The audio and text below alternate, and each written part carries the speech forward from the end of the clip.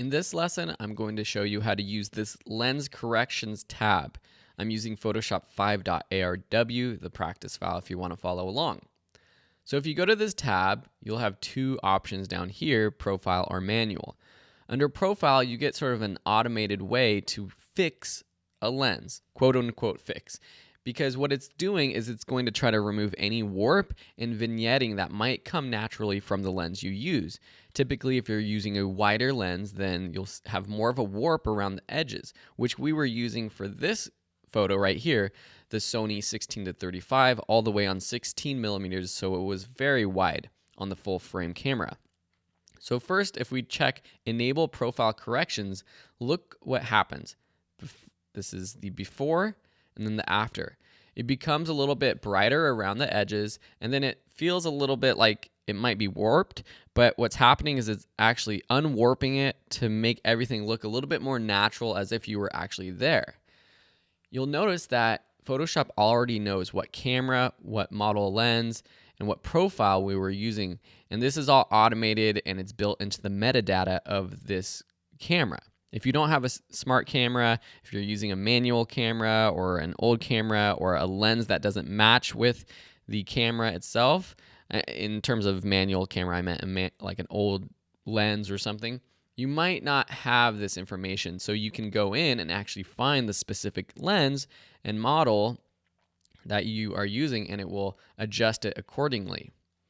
You can also manually adjust a little bit more or less with this distortion and vignetting option. So dragging the vignetting left to right will increase or decrease the sort of vignette fix that it has applied. Say you want to get rid of the distortion, but you still like the vignette, we can add back the vignette that the lens naturally has. The distortion, on the other hand, will again bring you back to how it was shot, to how it was fixed in the middle.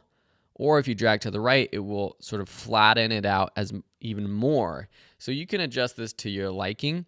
Now, these corrections are only if you don't like the look of your lens. If you like the look of your lens, then there's no real reason to adjust these things. Now, what about chromatic aberration? I don't know if we'll be able to see it in this image, but sometimes, depending on the setting and situation, you can kind of see it right here. You'll get these sort of purple and green lines on the edges of things. Checking on remove chromatic aberration will get rid of those lines and make it more of the natural color, which you can see here if I turn it on and off, it makes this line more blue, which is probably what it more naturally look like. This photo has a lot of blue. I'm not seeing really much green or purple. Let's see if we turn this off.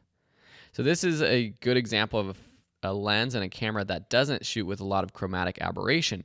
But I just wanted to point that out. If you are in a setting where you are looking at your camera and you see like some weird purple hazy lines on the edges of things, or green, that's what chromatic aberration is. And by checking this on or off, you can sort of remove that.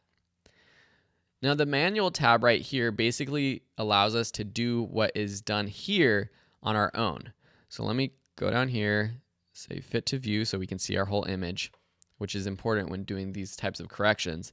And so here we can basically do whatever we want. We can make it bulge, which actually gives it, an interesting effect if you want that, or stretch it the opposite way.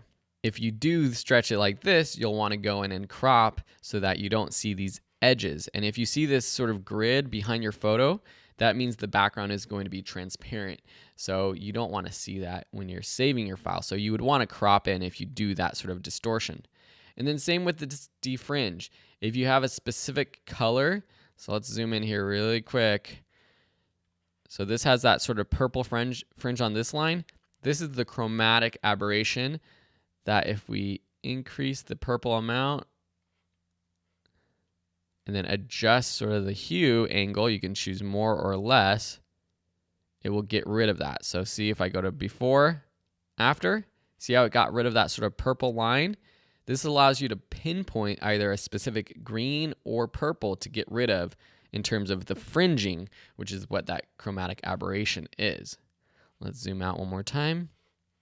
And lastly, you have vignetting. So this is sort of a way to decrease the vignette and then also choose a midpoint which is happening for the entire image itself. It's not like this effects that we added before, which is a post-crop vignetting.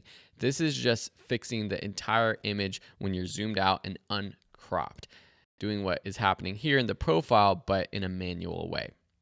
Cool, so this is the lens corrections tab, another sort of advanced feature. It's not one I necessarily play around with too much because typically I like the way my lenses look. Sometimes when I shoot on a very wide lens though, you do get some of that distortion around the edges that I don't like, and using this enable profile corrections button tends to help with that. If you have any questions, let me know. Otherwise, we'll see you in another lesson.